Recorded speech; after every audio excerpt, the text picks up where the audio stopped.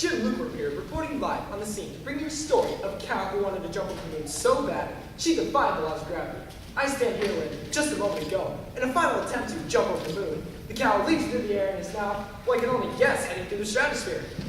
How long before you would say before the cow reaches the moon, Jim? Great question, Beth. I have an eyewitness here. A cat who seems only interested in playing the violin. It's a fiddle, man. Right. I'm now learning it's a fiddle. Can you tell us what you saw? Man, that cow loves to jump. Trying to jump over the moon and things up high. Right. Back to you in the studio. Fascinating stuff. Thanks for that special report, Jim. We'll have to check back in with you later to see where this story develops. Let me guess. The cow jumps over the moon. Well, we just don't know that, Frank. We'll have to stay tuned to find out. Or now would be a great time to change the channel. Viewers, I don't know why you're watching. Why don't you get that Pop-Tart you've been thinking about? Trust me, you won't miss a thing. What the heck was that, Frank? I can only explain myself like this. I feel dead inside. There's nothing left. I'm a shell of a man. No, you're not. Well, I don't know. Maybe you are. But that camera's coming on in 5, 4, 3, 2, and... Imagine a world where you have to live the same day over and over and over and over and over and over and over again. We'd go insane. Or die of boredom. And what do we do when boredom takes over? We make up stories. Like unicorns excreting or Skittles. Or chimpanzee reading narwhals. In their underground fortress made of pickles. Now that's insane. Or eventually you would get so bored that you would crack. And that brings us back to our story. Mother Goosed by Jason Pizarro. Welcome back, folks. You're living in Fairy Tale Land, and this is your 7 o'clock news. This is not news. News is supposed to be new. That cow jumps over the moon every day, and the cat plays a fiddle, and the little dog laughs, and the dish runs away with the spoon. Let me guess what else happens today. Little Bo Peep loses her sheep again, the mouse runs up the clock, Jack and Jill... Oh wait, is that today's breaking story? They fall down the hill, folks, okay? They're clumsy kids that always need more water from the well. Why are they so thirsty? I don't know, and I don't care. This is not reporting. Frank isn't feeling very well this morning. Actually, you're right. I'm feeling kind of nauseous from all the monotony, because nothing ever changes in Fairy Tale Land. You hear that, folks? This is your 7 o'clock news. I'm Frank Donnelly, and nothing ever changes. Unless you want it to. You don't have to fire me, Phil. I quit. Well, that is unfortunate. We'll be right back. Bess, get it together. Right now you are the face of this news station. You can do this. Let's run the Cat Jackie Candle story. I'm serious. Back in 5, 4, 3, 2, and...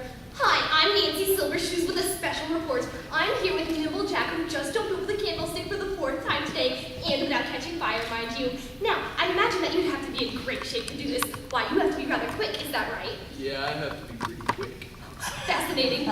And nimble. I'd say the Lord knows I couldn't do it. Why, I'd be a ball of flames. And then, like, after you stop burning, you'd be like this black crisp of charcoal. Indeed, I would, Jack. Indeed, I would. Now, let me ask you this, because I know the people out there just want to know. How do you stay so fit? Well, I'm always running and jumping over the candlestick because I don't want to catch fire.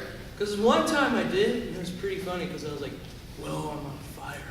And then it got hot, and it made me thirsty, like really thirsty. Well, that sounds terrible, Jack. Never want to be too thirsty. Best of luck to you, Jack. Back in 5, 4, 3, 2, and... It's just me now, the one and only anchor of your 7 o'clock news. I'm Beth Knuckerpants. Perhaps we should move on to today's top stories. Excuse me, someone is speaking very loudly in my earpiece. Sorry about that. We have a special report to report. An actual report. This is the first. I'm going now to Annie Soggy-Bottom, live in the field with a late-breaking story. Annie? Everyone knows Little Miss Muffet, how she sat on her tuffet eating her curds and whey. A spider decides to join her. Miss Muffet suffers from arachnophobia. But is that the spider's fault? Did he deserve to die? Oh, how dare you! How dare you say such a thing! My baby didn't deserve to die. Oh, he could barely spin a web. Oh, why, Wilbur, why? As I understand it, he was attempting to scare little Miss Muffet. Some might say that Miss Muffet was acting in self-defense. Yes. The point is, spiders are going around getting killed just because they're spiders. It's just not right. How we get such a bad reputation? Nobody cares about spiders. Nobody. Now, if that was a butterfly that got squashed, everybody would be up in arms. A full investigation would be in effect. But nothing's going to happen to that Muffet girl. Also, she can eat some nasty curds. What are curds anyway? I've never even heard of curds. Curds is the devil's food. I hope Miss Muffet gets the chair. Well, okay, thank you both for your time. As you can see, emotions are running high. Some are calling out for justice. I have an eyewitness who says that they saw someone approaching Miss Muffet, convincing her to crush the spider's head instead of running away. Back to you, Beth. We in the studio have come to believe that Frank, my former co-anchor, is now trying to start a rebellion against Mother Goose. Frank is a deranged and dangerous man. We'll be right back after the short commercial break. Stay tuned for the latest developments when nursery rhymes revolt. What are you doing, Beth? You can't say that. I'm not trained for this type of news. These are events happening in real time. I'm supposed to report them as they happen. You are a news reporter, Beth. I never signed up to think on my feet. This is a violation of my contract. Now pull yourself together. Right now you are the face of this news station. You are Beth Nokia Pants. Now say it. I am Beth Pants. Now say it again. I am Beth Knuckle Pants. I am Beth Knuckerpants, and this is your 7 o'clock news. Now try singing it. I am Beth Knuckle Pants, and this is your 7 o'clock news. Well, Sing with me. I am Beth Knuckle Pants, and this is your 7 o'clock news. Yeah. Now we're gonna go back live on the scene, and you will report the news as it happens. Stand back in. 5, 4, 3, 2, and. well, welcome back to the news. Yes, the news. I'm Beth Knuckerpants, and this is your 7 o'clock news. Currently in a state of emergency, the community fairy tale land has gone completely haywire.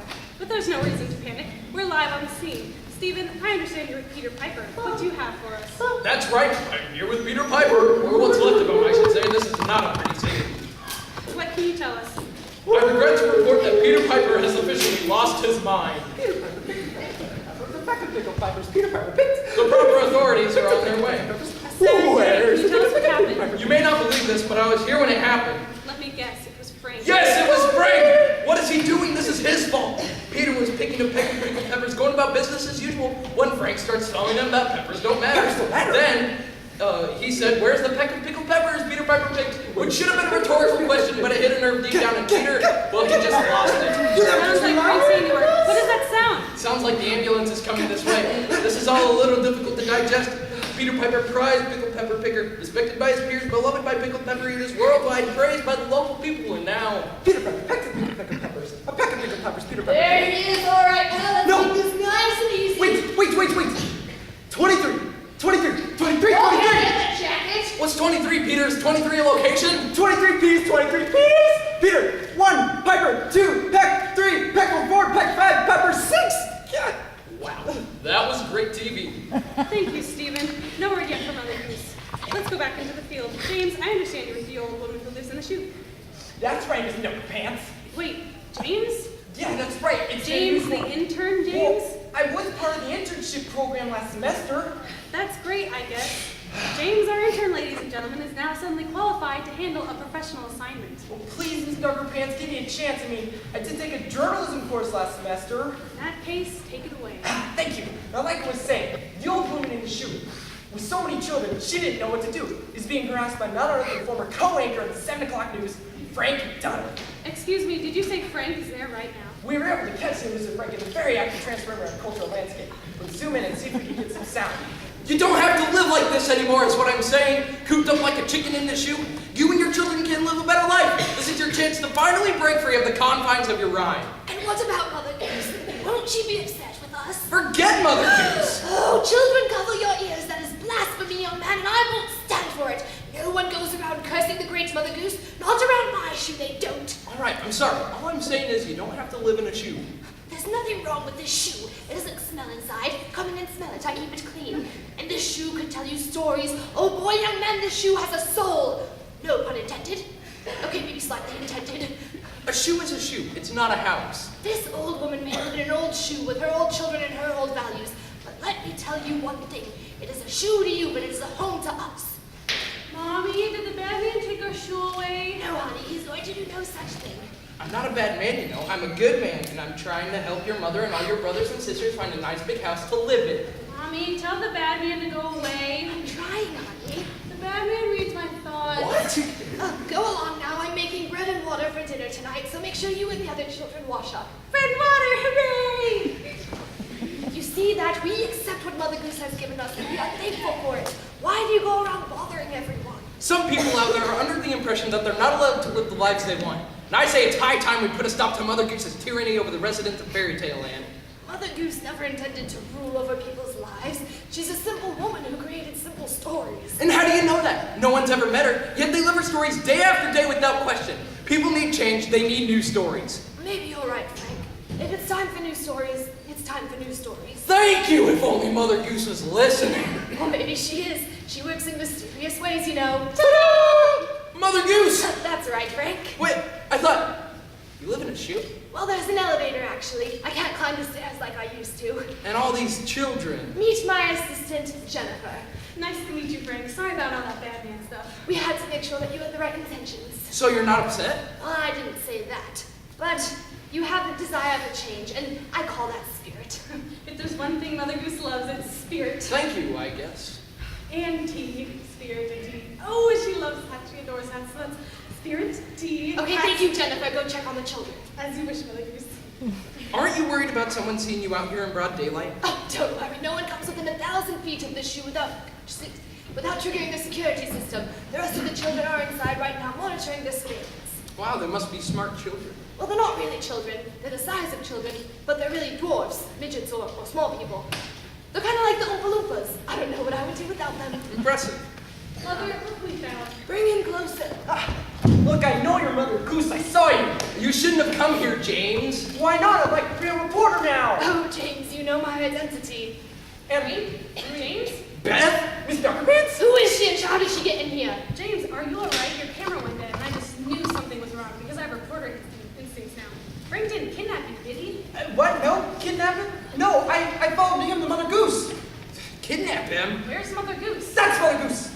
I knew it. I knew something big was going down. And I followed Frank here, and I caught Mother Goose, but then I was captured by these midgets posing as children, and You then... did fine, James. Okay, Miss Neckerpants, as you can understand, I'm a very private person and must remain so in order to uphold a certain number of standards. So, in exchange for your vow of silence, I will grant you one interview in the duration of 10 minutes every year. Make it 20 minutes, twice a day.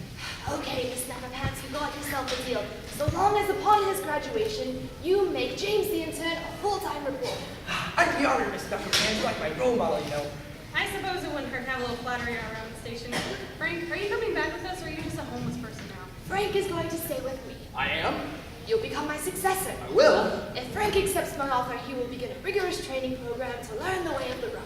But why Frank? He's the last person you should choose. He's done nothing but destroy your rhymes and everything you stand for. Apparently, that's called spirit. Frank will fall into a rebellious line of storytellers, just as I took over for the Brothers Grimm, who took over for Aesop and his fables. Frank will take over from me when he's ready. I think I can work with them. Good. Beth, we should get back to the station, don't you think? You're right, James. Phil's probably having a heart attack. Frank, we'll miss you. Don't quit, and don't script the new job. Thanks, I'll try not to. James, I understand you have an exclusive for us tonight. That's right, Beth. Tonight we take a look at the new Mother Goose. Who is this heir to the mighty throne of rhyme? Get a sneak peek of this story and creation. Let's go to the scene. Places, people. Now this is a work in progress. Let's just try to get to the scene, okay? And action. Stop right there with those sad faces. I have arrived to bring you many fun places. Ah, cut. What's wrong, Frank? The cat is missing something. Is it the fur? No, the fur's great. I love the fur. It's missing some distinction, some pizzazz. Bring me a bow tie. Yes, and a hat. A bizarre striped top hat if you have one. How's this? Ah, much better. Let's run it again. From the top.